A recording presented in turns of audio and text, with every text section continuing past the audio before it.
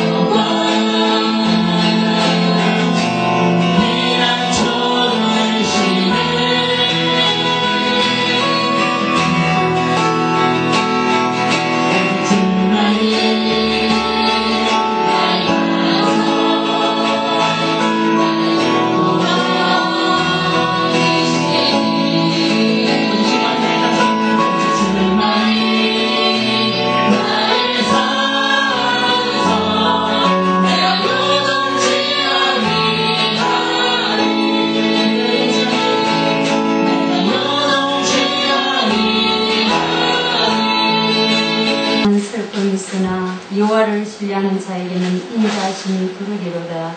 너희 여인들아 여호와를 기뻐하며 즐거워할지어다. 마음이 정직한 너희들아 다 즐거이 외칠지어다. 아멘. 사랑의 하나님 참으로 감사합니다. 주의 사랑을 입은 주의 백성들이 이 한 시간에도 하나님 앞에 나와 예배할 수 있도록 은혜를 주심을 너무나 감사합니다. 아버지 하나님, 우리가 드려지는 찬양이, 우리가 드려지는 기도가 하늘나라에 상달될 수 있게 하시고 하나님의 마음을 기쁘게 해드릴 수 있도록 하나님 이 한 시간도 붙들어 주시옵소서. 우리 몸이 참된 교회를 사랑하시고 우리 사랑하는 성도들을 사랑하시사 이 귀한 자리에 나오게 하셨사오니 아버지 하나님 사랑 우리 성도들로 하여금 참으로 찬양을 받으시옵소서. 기뻐하심을 받으시옵소서. 오늘도 드려지는 예배에 하나님 함께하여 주시고 영광 받아주시며 시간마다 오니 시간이 될 수 있도록 하나님 축복하여 주시옵소서. 감사하고 예수님의 이름으로 기도드리옵나이다. 아멘. 찬송가 497장입니다. 네, 기도하시겠습니다.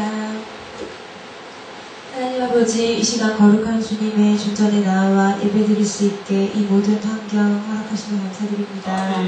주님께서 값없이 주신 구원의 기쁨과 가치를 잊어버리고 어리석게도 내게 주어지지 않은 것들만을 기억하며 원망과 불평을 쉽게 하였던 저의 모습을 주님 회개합니다.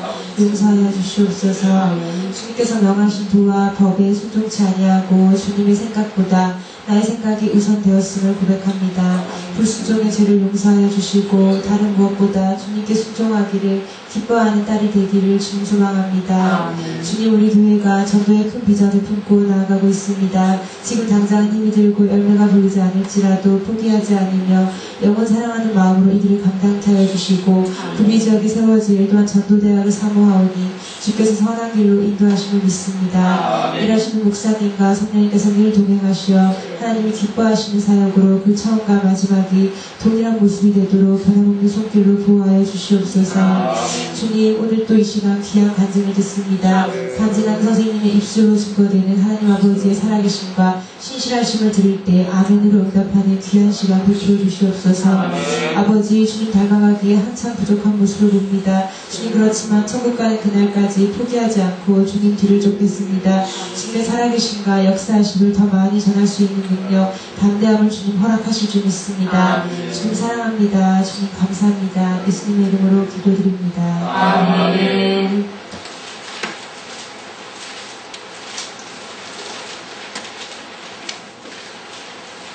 여호수아 1장 1절에서 9절 말씀 교독하도록 하겠습니다. 제가 먼저 1절 먼저 받도록 있습니다. 여호와의 종 모세가 죽은 후에 여호와께서 모세의 시종 눈의 아들 여호수아에게 일러 가라사대 내 종 모세가 죽었으니 이제 너는 이 모든 백성으로부터 돌아가려나 이 여호와를 불러 내가 그를 곧 이스라엘 자손에게 주는 땅으로 가라. 내가 모세에게 말한 바와 같이 물은 너희 발바닥으로 밟는 곳을 내가 다 너희에게 주었노니 곧 광야와 이 레바논에서부터 끝나서 유다에 이르는 해줄 쪽의 물땅과 오레시는 바르게라서 인하여 시간이 되리라. 너의 평생에 너를 능히 당할 자가 없으리니 내가 모세와 함께 있던 것 같이 너와 함께 있을 것임이라. 내가 너를 떠나지 아니하며 버리지 아니하리니 마음을 강하게 하라 강하게 하라. 너는 이에게서 내가 그 조상에게 맹세하여 주리라 하지 아니하리라. 오직 너는 마음을 강하게 하고 극히 담대하여 나의 종 모세가 네게 명한 율법을 다 지켜 행하고 좌로나 우로나 치우치지 말라. 그리하면 어디로 가든지 형통하리니 이 율법을 내게서 내게 하며 지하로 그것을 묵상하여 그 가운데 기록하려고 하지 말라. 그리하면 내 길이 평탄하게 될 것이라. 내가 율법하리라. 같이 합니다. 내가 너에게 명한 것이 아니냐. 마음을 강하게 하고 담대하라. 너와 말면 놀라지 말라. 너가 어디로 가든지 내 하나님 여호와가 너와 함께하는 자 하시니라. 아멘. 네, 오늘은 우리 간증 시간입니다. 우리 김성덕 선생님 주님과 함께라는 제목을 가지고 간증을 해주실 때에 간증을 전하는 자나 받는 자가 동일한 은혜 시간이 되시기 바라겠습니다. 우리 김정덕 선생님 나오실 때 할렐루야로 맞이하겠습니다. 할렐루야.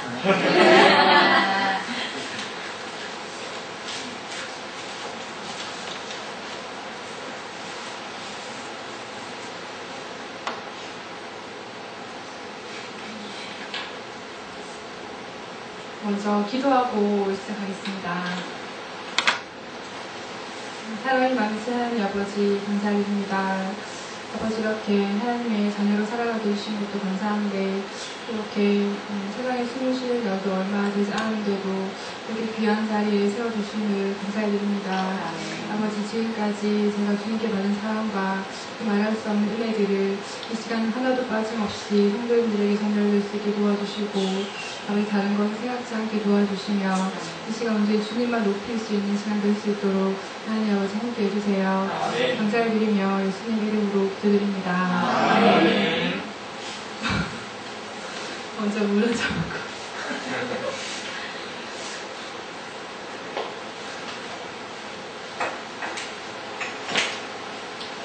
제가 간주 준비할 때는 되게 많이 떨리지도 않고 되게 웃겨가지고 막 그랬었는데 진짜 이 자리에 올라오니까 정말 떨립니다. 그렇지만 제가 정말 주님의 이름을 잘 전할 수 있기를 시간 낼 수 있기를 바랍니다. 제가 이렇게 일하다가 갑자기 이제 어렸을 때 그런 연약한 저의 상처를 받았던 그런 기억들이 또 떠올라서 하루는 너무 슬퍼가지고 일을 끝나고 교회로 와서 막 울면서 하나님께 기도했어요. 저희 그런 어렸을 때 그런 기억들이라던가 저희 욕심으로 인한 상처들 그런 거 좀 하나님께서 만져주셨으면 좋겠다고 그렇게 막 기도를 하면서 이제 하나하나 적어보자. 그래서 제가 지금 살았던 그런 것을 하나 적기 시작하면서 하나님께서 저의 마음속에 인도해 주시고 제 마음을 만져주심을 느낄 수 있었습니다. 그래서 그때 적은 건데요. 모든 선생님들이 감동되었으면 좋겠습니다. 네, 저는 그 조그만 시골에서 평범한 공사를 지으시는 집에 농부의 딸로 태어났습니다. 정말 지극히 평범한 시골이고요. 사방에는 산이 보이고 가까이는 논이 있고 밭이 있고 가구는 한 20가구 정도 그런 전형적인 농촌 마을이었는데요. 지금이나 그때나 농촌은 그 자연 속에 그 해가 뜨고 지는 그 순리에 따르면서 살아갈 수밖에 없나 봅니다.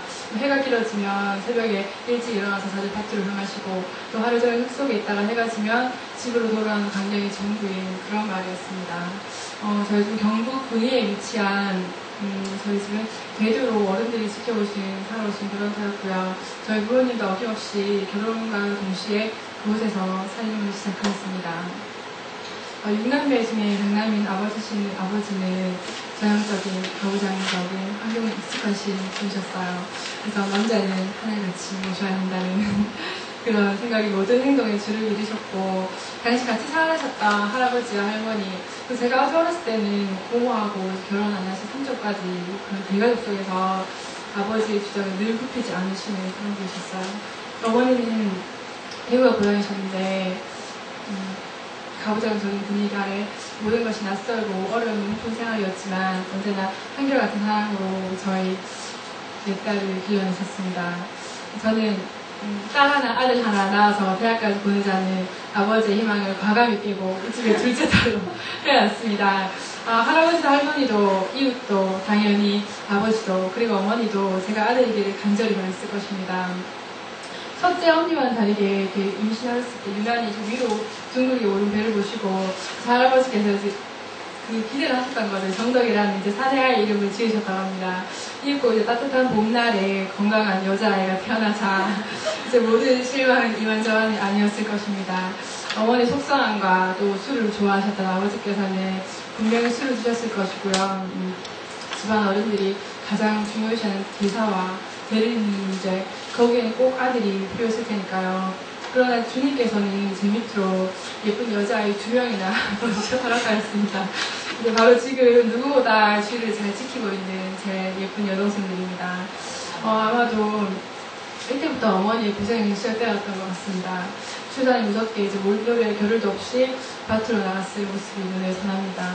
로마에 가면 로마의 법을 따라야 하듯이 어머니가 습관처럼 술을 드셨고 또 술 드신 날이면은 시작되는 그 아들이 없다는 이유로 시작되는 신세 한탄과 또 어머니와의 싸움으로 이어졌고 또 폭언과 폭행으로까지 이어졌습니다. 아버지께서 성격이 급하시고 고집이 강하셨습니다. 어머니의 의견은 인물시되었고 누구의 어머니를 진심으로 이해해주는 사람은 없었습니다. 그냥 어머니께는 저희 내자매 뿐이셨습니다. 어려운 환경이었지만 내자매에 대한 모성애는 어떤 것도 막을 수가 없었습니다. 한 가지 예를 들면 뻔한 농촌 살림에 농사 짓기에도 바쁜 시골에서 갓난아기에게 예방접종하는 것은 아무도 신경 쓰지 않았는데 하지만 어머니는 그 잔소리를 다 견뎌가면서 저희 내자매를 일일이 얻고 이제 버스도 없는 길을 걸어서 예방접종을 때마다 다 맞추셨다고 합니다. 혹시라도 아플까봐, 혹시라도 다른 아이들보다 키가 작을까봐 그런 아무리 헤아리려고 해도 모성애는 헤아릴 수가 없습니다. 그래서 어머니를 생각하면 잔잔하게 가슴이 한 구석이 아파오고요. 아마도 이제 저를 엄마라고 부르는 그런 아이가 생기면 그 마음을 조금이나마 알게 되지 않을까 싶습니다. 저의 어린 시절은 동네에 다행히 동갑내기 친구가 있어가지고 눈만 때문에 그 친구가 놀던 것이 생각납니다. 유치원은 있는지도 몰랐고요. 그저 그 친구와 이제 봄, 여름, 가을, 겨울이면 자연이 만들어진 그 장난감을 이용해서 마음껏 일쑤시고 나였습니다. 그때부터 제 피부색이 까맣게 점점 변하였고 밤늦게까지 들어오지 않더라도 전혀 부모님들이 걱정하지 않으셨던 그런 평온함이 있던 그런 시골인 것도 기억합니다. 제가 초등학교 때 입학했을 즈음에 교회를 하는 것을 알게 되었습니다. 언제부터였는지 모르지만 할아버지와 할머니께서 먼저 믿음을 가지고 계셨는데요. 누구 손에 이끌려 제가 교회에 가게 되었는지 생각이 나지 않습니다. 어렸을 때 내리는 겨울 아침에 빨간 겨울 잠바를 제가 입고 여며주시는 그 어머니 배웅 아래 나무 밭밖에 없는 그런 산길을 걸어서 40분 정도 도착하는 이웃 마을에 있는 교회에 갔었던 기억이 납니다. 학교가 그곳에 있는 마을이라서 그냥 알고 평소처럼 걸어 다녔던 것 같고 지금의 주일 학교 연 아이들처럼 선물을 기대하고 멀지 않은 길을 갔을지도 모릅니다. 근데 그때 들었던 성경 말씀이 기억이 나지 않는데 재밌었던 그 기억이 납니다. 그러다 어느 날 제가 드디어 제가 사는 마을에도 조그만 교회가 생겼고 할아버지, 할머니, 언니 그리고 저 이렇게 예배를 드리러 가곤 했습니다.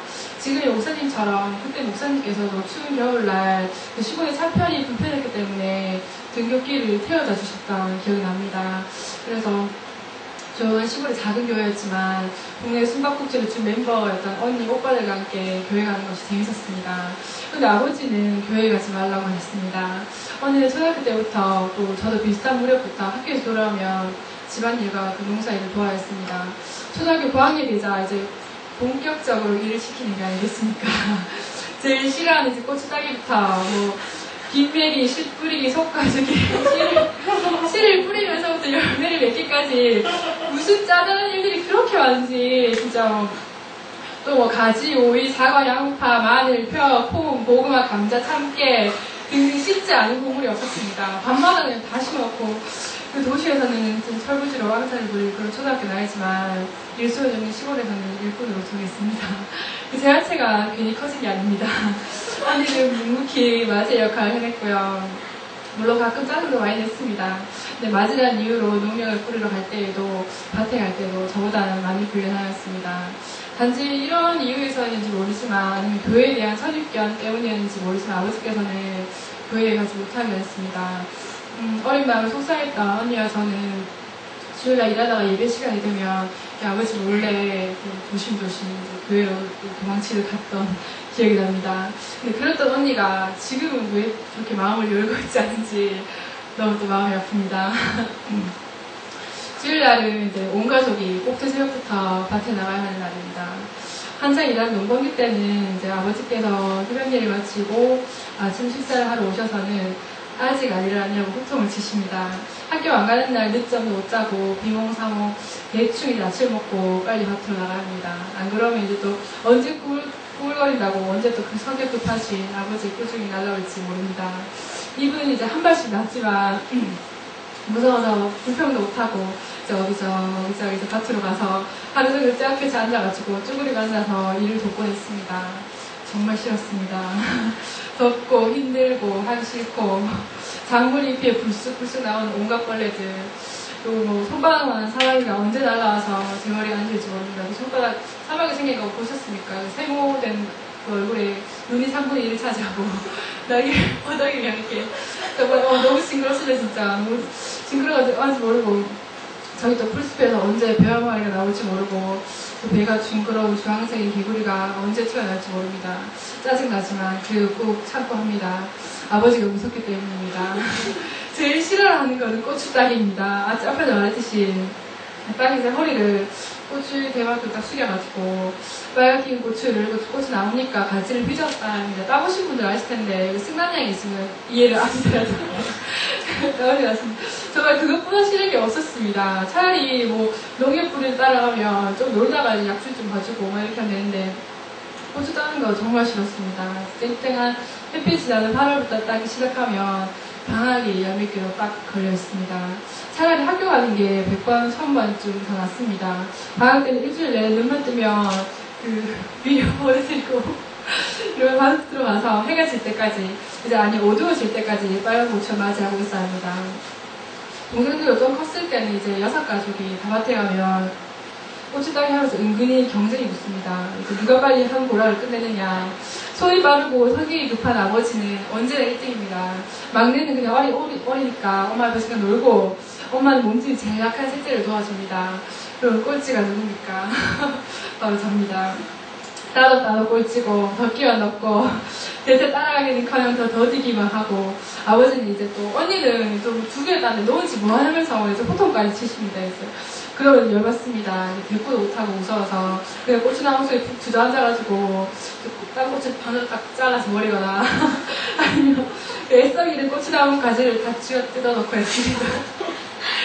다음에 딸 때 조금이라도 덜 열리도록 회개합니다. 이 시간.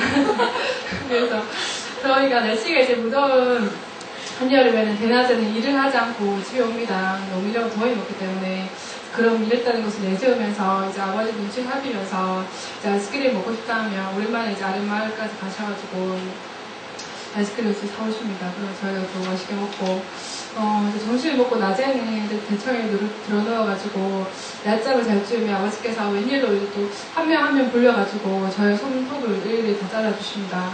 어렸을 때는 오른손은 이제 왼쪽 손톱을 잘 깎을 수 있었는데 왼손으로는 오른쪽 손톱을 잘 못 깎았습니다. 그래서 왼손 오른손 아버지께서 다 잘라주신 다음에 무릎에 누우면 시원하게 이제 귀도 하나씩 다 파주셨습니다. 아버지 다리 위에 누워서 흘러가던 그 구름이 예쁜 파란 하늘이 아직도 선명하게 떠오릅니다. 아버지께서는 잃어버리셨습니다. 이렇게 속이 깊게 사랑하시면서도 결코 겉으로 드러내시지 않으시는 그런 구성애를 그냥 가슴으로만 사랑해주시는 전형적인 가부장적인 아버지였습니다. 근데 마냥 풍성함 부리고 싶은 저희 어릴 때는 제 어릴 적 아버지 모습은 제 마음에 명들지 않았습니다. 술을 좋아하셨고 또 술 드신 날에 정말 그냥 넘어갈 수 없는 마음입니다. 어머니에게 꼭 시비를 거셨고 꼭 싸움으로 이어지고 꼭 우리를 울리셨습니다. 이제 나를 울리고 정말 저의 가슴에 상처된 말만 하고 실컷 이제 밤늦게까지 울다가 자고 나면 아침 된 부은 얼굴로 고개를 숙이고 학교를 가했습니다. 그런 날들이 제법 자주 이어졌고요. 저는 이제 아버지를 원망했습니다. 저렇게 싸울 거면서 왜 결혼을 했을까? 왜 우리를 낳았을까 하는 생각까지 들게 했습니다. 근데 조금씩 아버지에 대한 무서움과 미움은 커져만 갔고요. 사춘기 때는 무관심으로 정말 아버지 옆에 가는 것도 싫었습니다. 저의 마음이 단착할 줄 먼저 태어나 더 내성적이었던 언니는 저와 같은 이유에서는지 모르지만 점점 날카로운 성격을 보이기 시작했습니다. 어떤 상처들이 언니를 힘들게 했는지는 모르지만 바로 아래 저한테 풀어내기 시작했고 아무 일도 아닌 사소한 일에 저한테 스트레스를 부린다거나 한마디 대꾸도 못하는 저를 향해서 이제 많은 폭언과 또 때로는 폭행까지 일어났습니다. 저는 언니가 너무 무섭고 싫었습니다. 이제 아무 말도 하지 못한 채 제 눈에는 억울한 눈물만이 가득했고 날마다 이어지는 언니의 짜증과 이유 없는 그 소리를 지르는 그것에서 저는 정말 집을 나가고 싶었습니다. 어린 나이였지만 정말 그 정도로 괴로웠는데요. 제가 6학년 말이 될 무렵 내 딸의 학업을 이어가기에는 동생으로는 어려웠던 형편에 부모님께서 이사를 결정하셨습니다. 어머니는 온순하신 반면에 용기가 있고 추진력이 있으신 분이셨습니다. 살던 곳에서 한 40분 정도 떨어진 조그만 중도도시 영천 그곳에 떡집을 개업하시게 된 것입니다. 가게 얘기가 이렇게 나온다 싶더니 이제 훌쩍 이사를 갔습니다. 시골집에는 할머니와 저와 남겨진 채로 다른 식구들은 다 이사를 갔습니다. 그 당시에는 좋았는데 매일 이제 술 드시는 아버지로부터의 해방, 신경질쟁이 언니로부터의 해방이었던 거죠.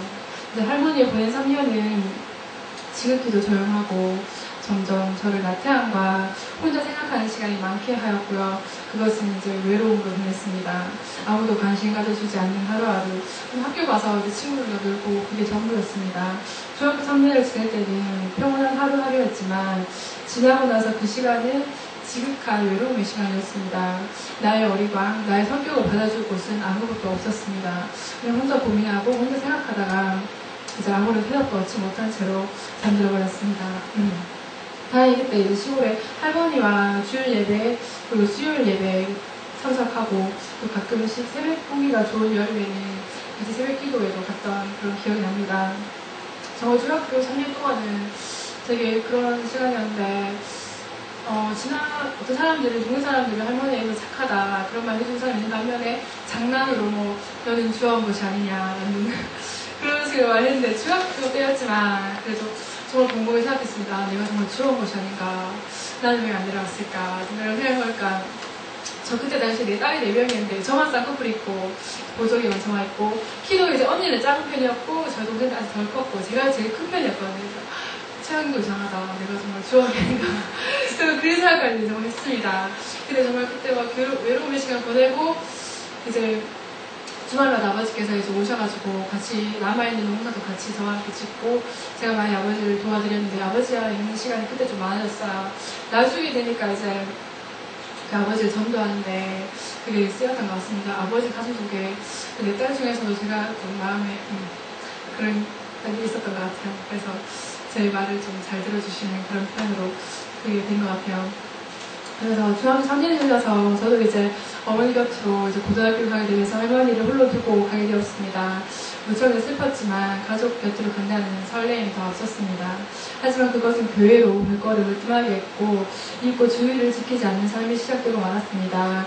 고등학교 입학하면서 늘어난 공부량과 야간 자율학습 또 스트레스 속에 하루하루가 이어졌고 버스를 통학하면서 피곤함은 더 해왔습니다. 고3 때는 기숙사에 들어갔고요. 다시 부모님과 떨어져 지내면서 아버지, 어머니에 대한 생각이 많이 났습니다. 그러나 아버지를 미워하는 마음은 결코 나아지지 않았습니다. 어린 시절 제게 보인 아버지의 모습은 쉽게 잊혀지지도 않고 오랜 서름으로 남아가지고 왜 그런 기억을 제게 주고 왜 나에게 그런 상처를 주었는지 원망만 더해갔습니다. 그때 반 아이들 중에서 전교 1등을 하던 아이가 있었는데 결국 서울대를 갔는데 그 애가 이제 말하기를 저기서 아빠가 있으면 아빠 이렇게 부르면 아빠가 이제 누구야 이렇게 부르면 이제 막 달려가서 안긴대요. 신기했습니다. 저는 아버지가 안아본다는 생각 한 적도 없습니다. 근데 또 이제 제가 8번이었고 7번이 바로 앞에 6년이라는 애가 있었는데 이제 야자를 마치고 11시에 집에 가서도 아버지가 새벽까지 얘기를 하고 잔다는 거예요. 너무 신기한 거야. 아버지가 할 말이 그렇게 많나. 저는 이렇게 가고 싶지도 않은데 신기하고 부러웠습니다. 친구들 이렇게 아버지가 친하게 지내는구나. 많이 부러웠어요. 그리고 그때 믿지 않은 친구들이 학교의 대부분이었고 자연스럽게 교회에 멀어지게 되었고요. 간간히 주님을 그리웠지만 교회를 찾아나서만큼의 용기는 나지 않았습니다. 되돌아보면 주님을 떠나 있는 그 시간은 너무도 힘들고 우울한 시간이었습니다. 정말 친구들 아무리 재밌게 놀아도 정말 그 허전함과 그런 영적인 영원한 기쁨이 제게는 없었습니다. 그래서 그렇게 친구들과 보내면서 고등학교를 졸업하고 대학교를 갔습니다. 대학교는 자유 그 자체였습니다. 생소한 분야의 공부는 이제 저를 가둬두었던 고등학교 때보다 훨씬 더 흥미롭게 했고 수업에도 재미를 붙여가면서 이제 경찰 고시 준비를 했습니다. 졸업 후에도 아르바이트를 해서라도 꼭 해야겠다고 다짐을 했었습니다. 근데 그런 어느 날 이제 아버지께서 병원에 입원하셨다는 전화가 걸려옵니다. 겨울에 걸린 감기가 떨어지지 않는다고 하시더니 이제 봄까지 좀 오래 간다 싶으시더니 이제 급기야 호흡기 질환으로 몸이 점점 쇠약해지신 것입니다. 제가 그때 당시 대학교 졸업반이었고요. 이제 언니가 직장인이었고 셋째가 고3, 넷째가 중3 이제 학비로 아직 많은 돈이 지출되고 있는 상황이었고요. 그래도 불구하고 아버지의 몸은 쉽게 나을 기미가 보이지 않았고 저는 흔들렸습니다. 과연 공부를 계속할 수 있을까? 아니면 취업을 해야 하나? 그래도 공부해야지 결심을 먹고 하루하루를 보내던 그 가을이었습니다. 추석을 몇 주 앞두고 언니가 취업을 권합니다. 대구의 모 신협에 있는 공채였는데요. 모든 준비를 다 마친 언니에게 등 떠밀리듯이 면접을 보러 갔고 당연히 불합격했습니다. 다행이다면서 이렇게 추정을 했는데 또 취업을 권합니다. 바로 지금의 일산 신협인데요. 이번에도 자기소개서, 서류, 면접, 예상 질문 서로 내려갈 때 표정까지 다 일러주면서 이제 가라는 거예요. 어쩔 수 없이 갔습니다. 이미 경제적인 부담을 느끼고 있었고, 또, 방학 때 이제 아르바이트 해가지고 2학기 때 쓸돈을 미리 준비해 두었습니다. 아버지가 아프시니까 용돈을 달라는 줄 못하게 받았기 때문에 미리 준비를 해두었지만 이제 확보했던 제 결심을 점점 흔들리고 있었습니다. 서류를 내러 구미에 처음 와보니까 무슨 길마다 공장밖에 없는 게 아니겠습니까? 대체 이게 뭐야? 그래서 여기 진짜 붙어서 떨어졌다고 해야겠다. 정말 오기 싫었습니다. 사무실에 이제 서류를 내려놓으니까 이제 손수 작성한 이력서와 자기소개서는 언니의 계획대로 사무실에 그 인정을 받았고 언니가 계속 웃으라고 해서 시종일관 계속 웃었어요. 일단 계속 웃었어요. 실무 책임자이신 실장님이 인상이 좋았습니다. 그래서 호빵같이 넋대리한 얼굴에 뚜렷한 이 목구비 조용조용하지만 이제 또박한 말은 간단히 인사를 나누고 서류를 내고 나왔고요. 그래서 며칠 후에 면접을 보러 오라는 연락을 받았고 이제 면접을 보게 되었습니다. 언니가 이제 예상 질문과 대답하는 법을 다 가르쳐 주었는데 반은 적중했습니다. 떨렸지만 저도 떨렸는데 정말 놀랄 만큼 대답이 잘 나오는 거예요. 그냥 막 떨린데도 그냥 머릿속에 툭툭 생각나고 막 그 말하게 되는 거예요. 막힘없이 노래 부르고 뭐 평소에 책도 안 읽는데 읽었던 책에 대해서 얘기해보라고 제 얘기 술술 나오고 막 그런 거 그래서 좀 이상했어요. 그래서 한 20분까지 면접을 마치고 나오면서 이상해도 대답이 잘 돼서 좋은 느낌이 들었고 그것은 곧 우울해졌습니다. 바로 이곳에서 일하게 될지도 모른다는 막연한 서러움과 아직 21살밖에 안 되는데 내가 꼭 일을 해야 하나 그런 우울한 발걸음으로 이제 집으로 돌아왔고 아니야 다를까 며칠 후 합격 통보와 함께 빨리 하루라도 일을 배웠으면 좋겠다는 연락이 왔습니다. 이제 처음에 이제 아버지 차 타고 이제 짐을 가지고 이제 축사로 태워다 주시는데 좀 많이 울었습니다. 그때 흘렸던 눈물은 정말 주님을 만남에 대한 예고편이었습니다. 직장에서는 지금까지 저를 철저히 무너뜨리셨습니다. 인무계 쪽으로만 접해오던 저는 처음 접한 업무가 쉽게 손에 잡히지 않았습니다. 생전 보지도 못한 회계 용어며 컴퓨터 매뉴얼은 몇백 개가 되고 프로그램마다 이제 손 하나 까딱하면 이제 돈이 왔다 갔다 하기 때문에 처음이라 상사들도 무섭게 가르쳐야 한다는 그런 게 있었기 때문에 너무 무서웠고 정말 하루하루가 어려웠습니다. 지금까지 이제 안이한 생활 습관과 생각, 마음가짐, 자신감, 용기, 욕심과 이기주의, 제가 저를 버리게 하셨습니다. 하나님께서 정말 내 앞에 무릎 꿇고 너의 잘못 모두 회개해라. 정말 주님 앞에 저를 맡길 수밖에 없게 하셨습니다. 책장에 와서도 계속 하려 했던 부시 공부도 당연히 멈추게 하셨고 주님과의 교제를 시작하게 하셨습니다. 바로 이제 세탁장에서 이제 옥연 성도를 만난 것입니다. 이제 네 맘대로 해서 못한다는 그런 주님께서 말씀하시는 것 같아서 순종할 수밖에 없었습니다. 옥연 성도가 이렇게 인사를 하다가 수요일에 갈래 이렇게 말을 해가지고 당연히 가게 되었고 이제 옥연 선생은 주님과 만나는 다시 만나게 돼도 축복의 통로가 되어주었습니다. 하루하루 살아계신 주님을 느끼게 하셨고 주님을 정말 찾게 하셨습니다. 저는 오랫동안 주님을 모른 척 하였지만 주님께서는 절대 저를 버리지도 않으셨고 떠나지도 않고 결국에는 다시 주님 앞으로 불러주셨습니다. 아멘. 끊임없이 회개의 기도를 드렸고요. 주님을 알아가고 만나는 기쁨이 커져갔습니다. 주일 예배를 지키고 이제 제일 먼저 출근해서 기도부터 하고 하루 시작하고 이제 밥 먹을 때도 기도하고 11조 당연히 해야지 주님이면서 하루하루가 주님과 공유한다는 것을 느끼게 해주셨고 제가 기도할 때마다 기억할 수도 없을 만큼 많은 기도를 들어주시고 역사해 주셨습니다. 또 이제 회사에 조직된 신우회에도 가입하게 되었습니다.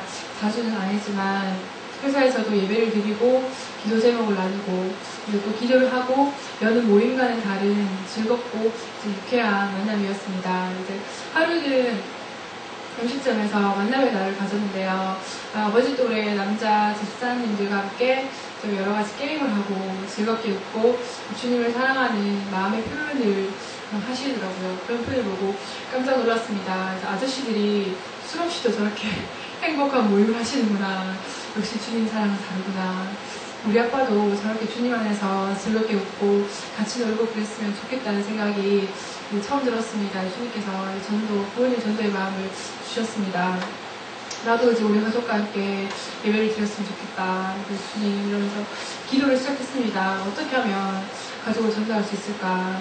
왜 진작에 전도할 생각을 못했을까? 영혼을 사랑하게 해달라고 기도했고 정말 미워했던 아버지이기 때문에 제가 아버지 통화 중에 계속 기도하고 있던 중에 이제 어느 정도 제가 주님의 사랑으로 조금씩 변화하고 있을 때 제가 아빠하고 통화할 때 아빠 같이 가고 싶은 데가 있는데 같이 갈래요? 이렇게 말하니까 어딘데? 교회예요. 그러니까 처음으로 이제 말 꺼냈는데 별로 이제 좋아하지도 않는 아버지께 그런 말 했다는 것 자체가 저한테 놀랐습니다. 예전에 아버지라면 꿈도 못 꾸었을 테지만 이제 아버지가 무서웠다면 이제 꿈도 못 꾸었을 텐데 이제 미리 계획하시고 미리 준비해 놓으시는 주님께서 호흡기 질환으로 이미 아버지의 몸과 마음은 많이 쇠약해지셨습니다. 예상대로 확답은 얻지 못했고요. 다시 기도를 했습니다. 세상 주님의 사랑을 체험하고 보니 아버지의 외로움과 이제 무거운 어깨가 보이기 시작했습니다. 장남으로 이제 부모님을 모시는 자리에 있고 또 한 아내의 남편이고 또 내 딸의 아버지 사회적 분위기 속에 대리되어야 한다는 책임감과 옛날에 그런 원망스럽던 마음이 점차 없어지고 주님을 소유하고 싶은 갈급함만이 생기게 되었습니다. 그러던 날이 계속되었고 이제 저도 취업해서 계속 일을 하고 있었고 이제 어느 날 집으로부터 전화가 걸려옵니다. 2005년 작년 봄이었거든요. 그때 이제 아버지께서 쓰러지셨다는 연락이 왔고 제가 걱정할까봐 늦게 전화를 일부러 하셨다고 합니다. 병세가 악화되어서 점점 기도가 막혀서 좁아져서 숨쉬기가 힘든 상황이었고 조금만 갑자기 선식하는 대로 갑자기 이렇게 확 기도가 좁아지기 때문에 숨을 못 쉬게 된다고요. 그래서 갑자기 또 이렇게 숨을 못 쉬셔가지고 이제 병원에 실려가셨고 조금만 늦게 갔더라도 큰일 날 뻔한 그런 위험한 상황까지 갔습니다. 정말 저는 아무 말도 나오지 않았고 기도만 하다가 이제 다가온 주일날 이제 병원을 왔습니다. 아버지의 모습이 눈에 띄게 새약해졌습니다. 그쪽 말라버린 몸과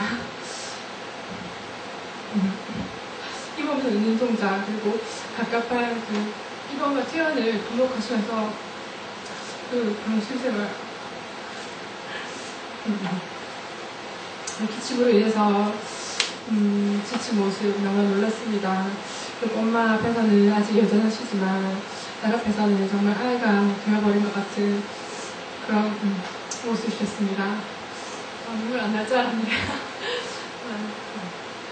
그런 모습이었습니다. 그래서 아버지가 그렇게 무서웠는데 용기를 내서 제가 가서 다정한 말도 하고 위로도 해주고 이제 밥도 같이 먹었습니다. 종합병원 일반병실 다 차가지고 응급실에서 계속 생활하셨었는데 제대로 수치도 못하셔서 이제 발이 엉망이었습니다. 발톱이 많이 자라있었는데 이제 힙도 없고 이제 근데 잘 보이지도 않는다고 하십니다. 이제 가슴이 울어들립니다. 그 세상에 우리 아버지가 그렇게 무섭던 아버지가 너무 마음이 아팠습니다. 그래서 제가 발톱 깎아줄게요. 이래서 먼저 어렸을 때 제 빗톱을 잘라주시던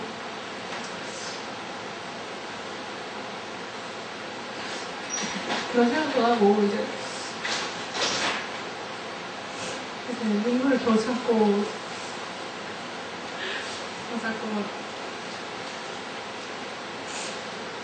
참고 이제 깎아준다고 그러고 이제 마스크를 하고 병실 나가서 이제 벤치에 앉아서 발톱을 깎아내렸습니다.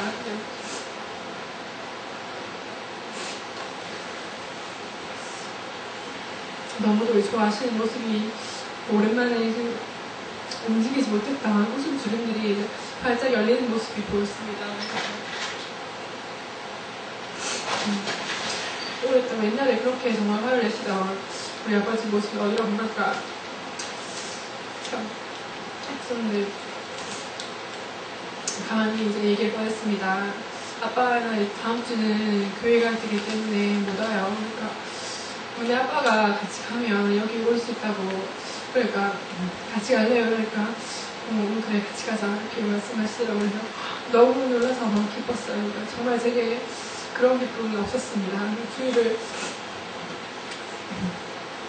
지키지 않아가지고 또 주일날 이렇게 가게 돼가지고 예배를 못 드려서 속상한 마음이었었는데 역시 그 발걸음 또한 주님께서 허락하신 그 발걸음이었습니다. 주님께서 사랑으로 저를 변화시키지 않으셨다면 그 발톱깎아 드리는 걸 상상할 수도 없는 일이었습니다.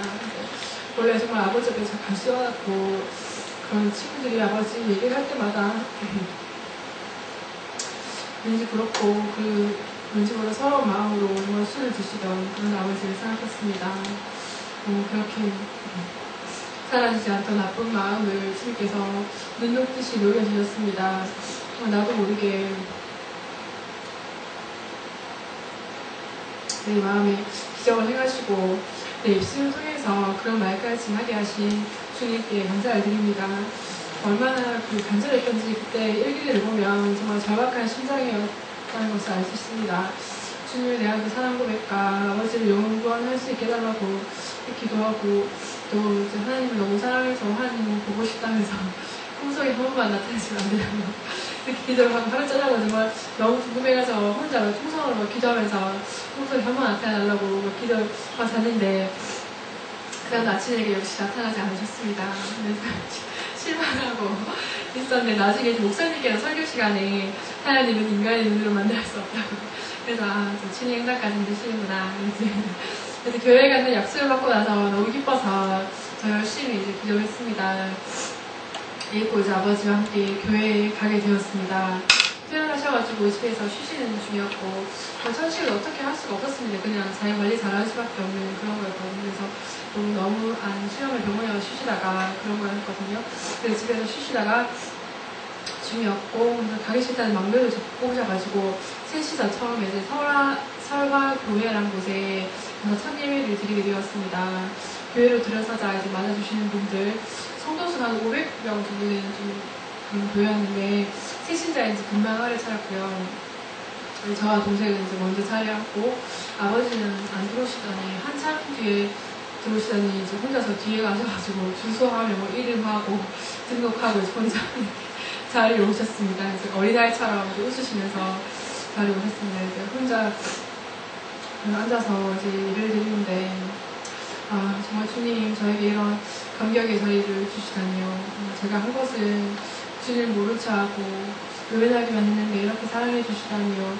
정말 멈출 수 없는 눈물이 끝도 없이 흘러나왔습니다.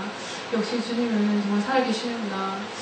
불가능을 가르쳐 하시는 분이시구나. 정말 그 자리에 앉아서 내가 어떻게 이 자리에 앉아 있을 수 있을까 도저히 믿기지 않는 상황이었고요. 그때 찬송이 이제 찬송가 364장 내 주를 가까이 하게 하는 나한테 정말 내 주를 가까이 하게 하는 십자가 진 같은 고생이나 내 일생 소원을 늘 찬송하면서 주님께 나가기 더 원합니다. 이런 가사까지 좀 절절해가지고 제 가슴 막 치는 거야 가사가. 그래서 주체할 수 없는 눈물이 계속해서 흘러내렸습니다. 주님 살아계신 내 하나님 너무나 감사를 드립니다. 가족을 전도하는 그 놀라운 특권을 저에게 허락해 주셔서 정말 감사를 드립니다. 그래서 그 뒤로 한 달 정도는 한 4주 동안 그래서 계속 같이 예배를 드리면서 계속 이제 울었던 기억이 납니다. 이제 어머니랑 첫 예배를 드리면서 울고 동생과 드리면서 울고 또 가족 다 함께 이제 드리면서 이제 기쁨의 눈물로 예배를 드렸던 그런 기억이 납니다. 그랬었습니다.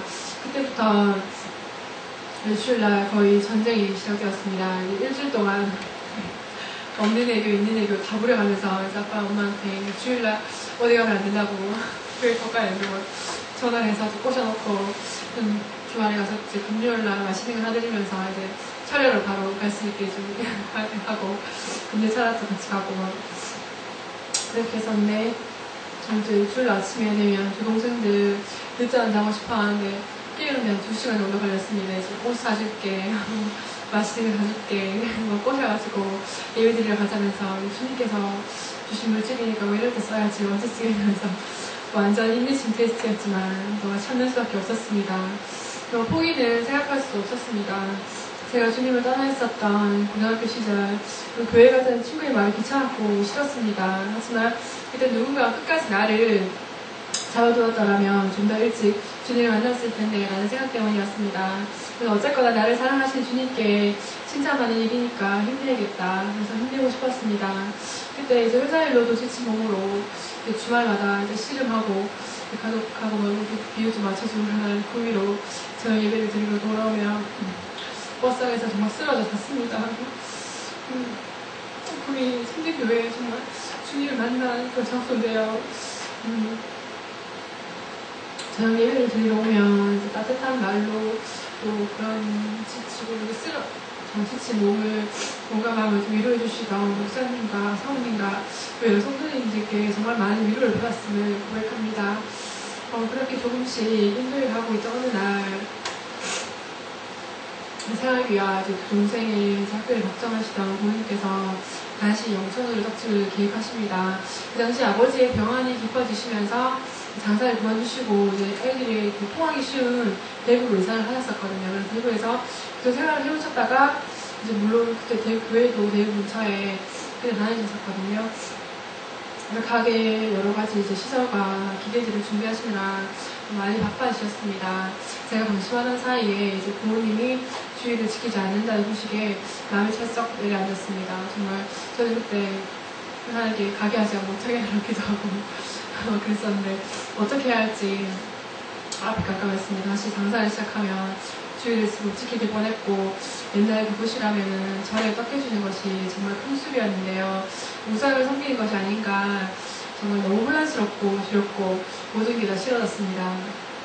나 혼자 구원받고 말까 내가 왜 이렇게까지 해야 하나 모른 채 할까 왜 제가 이런 어려움을 또 겪어야 하는지 주님을 원망했습니다. 그때 그러다가 주일날 목사님께 이제 정말 말씀드렸고 이제 목사님께 할 수 있는 한 아버지께서 일을 가지시는 게 좋고 기도가 있는 음식을 먹고 지금 우상을 섬기던 그들까지도 여기서 부모님 손을 통해서 주님께 돌아올 것이라는 그런 큰 위로를 받고 다시 한번 이제 힘을 내게 되었습니다. 주님께서 다시 섭리하실 거라는 믿음으로 기도했습니다. 그리고 깨달았습니다. 전도는 교회로 부모님을 데리고 가는 것이 아니라 그 영혼에게 구원의 확신을 심어야 한다는 것을 그런 깨달음을 주님께서 주셨습니다. 다시 기도했습니다. 예수님에 대한 그래서 말해야겠다는 생각 쉽지 않았는데 마치 이제 교회에서 우리 성령의 전도교실을 개강했고요. 주님께서 훈련시키심을 깨닫게 되었습니다. 걱정하는 마음으로 걱정하는 마음도 조금 사라지고 이제 주님께 맡기고 나가자. 주님께서 역사하실 거야. 그런 생각이 들면서 평안함이 느껴지기 시작했습니다. 전도교실이 열리고 이제 맡은 중등부 그리고 회사일 때문에 저도 모르게 한 주, 2주 시간을 지나갔고요. 이제 중등부에 대한 걸 고민하고 전도교실을 통해서 실질적인 전도를 나가면서 마음속에 부모님을 주님께 맡겨버리는 담대함이 생겨났습니다. 이제 그때 이제 부모님께서 가게를 개업하시고 이제 다시 장사를 시작하시는 그런 단계였거든요. 그래서 부모님이 예수님 영접하게 해주세요가 아니라 부모님으로 인해서 많은 사람들이 영혼들이 돌아올 수 있게 해주셔라는 그런 기도가 나왔습니다. 그래서 하루는 집에 갔다가 구미 돌아오는 길에 이제 또 아버지께서 태워주신다고 하십니다. 저희는 고등학교 때, 대학교 때 직장 가서도 모든 아버지께서 그러시겠지만 항상 집에 가면 학교까지, 집까지 자주 태워다 주셨는데 직장까지 오니 구미까지 자주 태워다 주십니다. 정말 다른 3명 중에 안 그러는데 저한테는 좀 잘하시네요. 그래서 하루 이제 집에 갔다가 구미로 돌아오는 길에 아버지께서 태워주신다고 하십니다. 그래서 미리 봐두었다. 영천에 이제 아버지 말에 동네 교회를 어디를 소개시켜드릴까 이렇게 검색하는 중에 이제 친구가 다니는 교회를 지나가게 되었고 저 교회에 부모님 모시고 가야 되겠다 그런 생각을 하셨습니다. 그래서 그 친구가 다니는 교회 친구들 이제 나갔지만 부모님이 계시기 때문에 그 친구에게 전화를 걸어서 만약에 우리 엄마 아빠가 다시 영천 가셨는데 혹시 교회 가게 되면 어머니께 잘 좀 챙겨달라고 그걸 부탁을 해놨었거든요. 그래서 교회를 마치 교회를 지나가면서 아빠 여기 왔으니까요. 이제 대구까지 못 다니니까 저 교회 다니세요. 이렇게 말하면서 지나갔습니다. 며칠 후에 우연히 통화 중에 어머니께서 어제 아빠가 다시 교회 가셨다는 그런 기쁜 소식을 들었습니다. 얼마나 기쁘던지 힘들게 얻은 이 예배 발걸음이 대구에서 혹시 말씀하기 전에 어쩌나 정말 초조하고 불안했었는데 주님께서 또 섭리하심을 또 한 번 느꼈습니다. 제가 지나가면서 가르쳤던 바로 그 교회입니다. 누가 같이 가자고 옆에서 누르지도 않았는데 저 혼자 아버지께서 가셨다고 합니다. 너무 기뻐서 감사의 기도를 드리고 또 이제 어머니는 목사님께서 신방을 다녀가신 후에 또 그 친구 어머니도 이제 신방을 이제 다녀가셨다고 그래요. 그래서 여러 차례 이제 다녀가신 어머니도 수요 예배에 참석하셨다고 합니다. 인사하셨습니다. 2년여 동안 경북대 병원 입원을 여러 차례 정말 담당 의사도 손실은 너무 나아지는 것이 없고 그냥 악화되는 것을 막을 뿐이라고 그렇게 말씀하셨는데 며칠 전에 얼마 전에 아버지께서 병원에서 차였을 때는 이제 많이 좋아하시는 아버지의 모습을 보고 의사 선생님도 깜짝 놀라더라고 그렇게 말씀하십니다. 정말 모든 일은 주님께서 다 하십니다. 다시 정말 영천으로 가서 가게를 시작하게 하신 것도 그거는 그때 했던 걱정은 제가 더 기도할 수 있게 해주셨던 거였고 부모님께서 직장의 환경을 허락하여 주심으로 평안을 주셨고 또 새로운 재단과의 만남을 허락하셨고 정말 합력해서 선을 이루시는 분이라는 것을 정말 느꼈습니다. 모든 것은 주님의 놀라운 계획과 섭리하심을 정말 깨닫게 하셨습니다. 아버지의 몸과 마음의 역사하신 것도 떡집을 만두고 정말 새로운 환경으로 대구로 다시 인도하셔서 가신 것도 또 다시 가게를 시작하신 것도 그 면접이 제가 봤던 면접이 전공이 전혀 달랐으니 정말 말도 되지 않는 행사가 나서 되게 갔던 것도 전혀 다른 합격으로 인도하신 것도 또 다른 사람이 아니라 언니를 통해서 구미로 오게 하신 것도 해탁장에 고개 성도를 세워주셨던 것도 제 마음을 철저히 무너뜨리셨던 것도 아버지의 마음이 열리기를 소원하면서 시작했던 제 새벽 기도도 주님 앞에 무릎 꿇게 하심도 모두가 주님의 계획이심을 감히 고백합니다. 가끔 보잘것없는 저에게 이렇게 주님의 많은 사랑을 베푸시고 나에게 이렇게 많은 은혜 속에서 살게 하는 것일까 놀랄 때가 많습니다. 주님은 언제나 제가 힘들 때 기도하면 무슨 만화 속에 정말 요정이 나오는 것처럼 언제나 너와 함께 한다고 말씀해 주십니다. 소망이 있다면 이렇게 부족하고 낮은 저를 정말 지켜주신 주님께 더 많이 칭찬받고 싶습니다. 그것은 저를 통해서 주위에 한 사람 한 사람이 예수님의 크신 사랑을 깨닫고 체험하는 것입니다. 직장에서 일하면서도 주님께서 왜 이렇게 사람을 많이 만나는 직장에 보내주셨는지를 생각해 봅니다. 결국은 제 작은 입을 열어서 주님을 알리는 것이라는 답이 나옵니다. 그래서 지금 속해 있는 이곳이 특별히 대우의 산지가 예배드리고 기도하는 대우가 되었으면 좋겠습니다. 그 길에 꼭 쓰임받도록 기도하며 나아가겠습니다. 쓰다 보니 아버지에 대한 미움과 그런 얘기 많이 나왔는데 또 어머니 얘기는 안 나왔는데 결혼하셔가지고 그 시댁 어른과 호랑이 남편 그리고 하나 키우기도 힘든데 내 딸의 뒷바라지에 나중에는 아버지 병간호까지 정말 힘든 농사일과 가게까지 가진 고생과 상처들 정말 이제 주님 앞에 모두 치유받고 또 주님께서 많이 사랑해 주시고 능력을 주셔가지고 어머니도 복음 증거의 축복의 길에 세워주실 줄 믿습니다. 네, 끝으로 저를 주님의 자녀로 선택하여 주시고 언제나 함께해 주시는 주님께 깊은 감사와 사랑의 고백을 드리고요. 이미 제 것이 아닌 저의 모든 것을 정말 주님께 드림을 찬양으로 고백하면서 모든 간증 순서를 마치겠습니다. 아멘.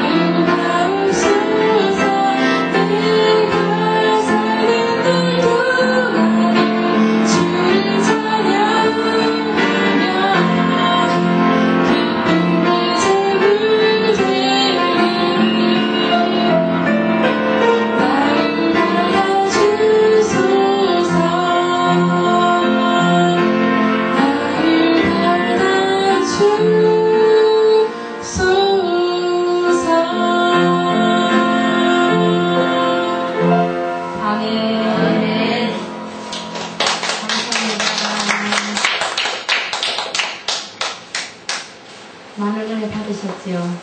아멘.